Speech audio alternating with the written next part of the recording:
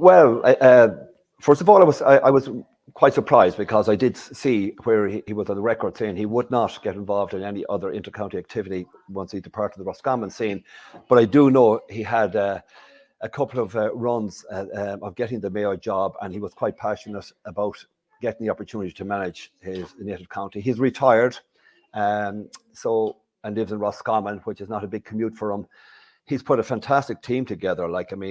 Some would argue down here that maybe it's too big. I mean, there's a lot of guys here with a huge Stephen Rochford, Donny Buckley, obvious ones, Lee McHale, Damien Mulligan from my own club, Stephen Rochford and Damien are from Crossmolina. So I know them particularly well. I think I got a text message yesterday saying that the goalkeeping coach has been added, and that's Gary Matthews. I don't know whether that's true or not, but that's a huge, huge backroom team. The unfortunate thing about all of this is all the conversation in the last couple of weeks has been about the management.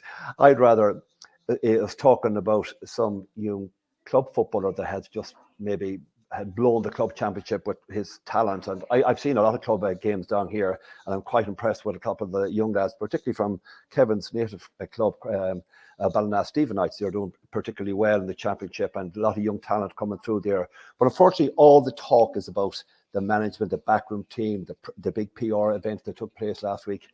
And I just feel enough's enough. Let's focus now and try and identify what kind of a squad is going to can we pull together, what kind of new players are out there that come on. I'd rather the focus be on that right now. But look, it's a great backroom team. There's no doubt about it. To have that kind of quality and experience with guile and expertise and know-how, there's no excuses now for the footballers. Everything, I suspect every resource possible has been thrown at this Mayo team. They've been extremely well catered for in every aspect. I know that from being around different counties. The Mayo team has been, they've got everything. The nutritionists, psychologists, the best of food, best of travel arrangements, overnight accommodation. All that is top notch. No excuses. Let's go and try and win one. And I'm not quite sure.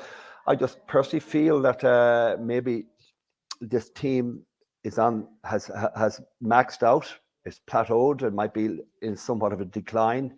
I saw Kenny O'Connor picking up that knee injury in Westport, playing against Westport a couple of weeks ago. Not as bad as first feared, but I think his club action is finished for this season. Ballan Turber or Morris out they're playing this weekend, but I think his club action is finished.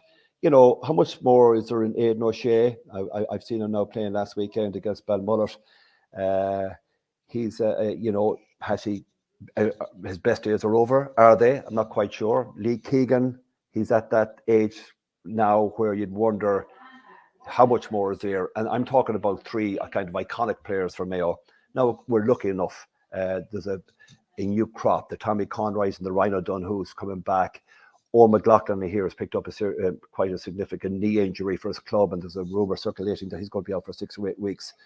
But the thing is to find the next couple of gems. And luckily enough here in the last couple of years, I'll be honest, there's a couple of years here I thought we didn't have a pup's chance of getting anywhere close to an All-Ireland final. And Mayo go and shock and surprise me and with young players just coming through. And it's brilliant to see guys that might appear ordinary at club level putting on a Mayo jersey, and they're like giants.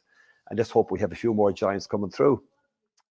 For more exclusive content, go to patreon.com/OurGame.